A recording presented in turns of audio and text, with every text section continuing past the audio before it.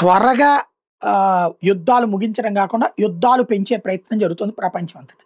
మనం ఇక్కడ గమనించాల్సింది ఏంటయ్యా అంటే ఈ తాజాగా జరుగుతున్నటువంటి పరిణామాల వెనకాలైతే సమ్ ఇంటెన్షన్స్ ఉన్నాయి. మనం తొందరగా ఈ ఎలక్ట్రిక్ వెహికల్స్ వైపుకి పోక తప్పదు. పెట్రోల్ డీజిల్ రేట్లను భారీగా పెంచడానికి. ఎందుకంటే పెట్రోల్ డీజిల్ నిల్వల మీద ఒక దేశం ఇంకో దేశం దాడులు చేసుకోండి.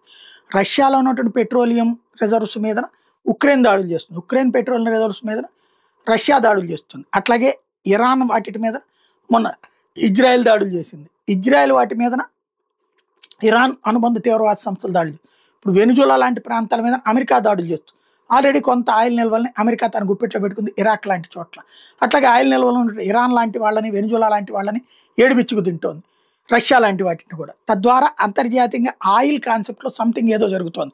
వీటన్నిటి మధ్యన తాజాగా హౌతీలు ఎవరైతే ఇరాన్కి సంబంధించినటువంటి ఫ్రాక్సీ తీవ్రవాద సంస్థ ఉన్నదో వాళ్ళు తాజాగా ఇజ్రాయెల్ మీద దుబాయ్లో ఉన్నటువంటి ఆయిల్ నిల్వల మీద దాడికి ప్రిపేర్ అవుతున్నారు అన్నటువంటి తాజాగా బయటకు వస్తున్నటువంటి అంశం.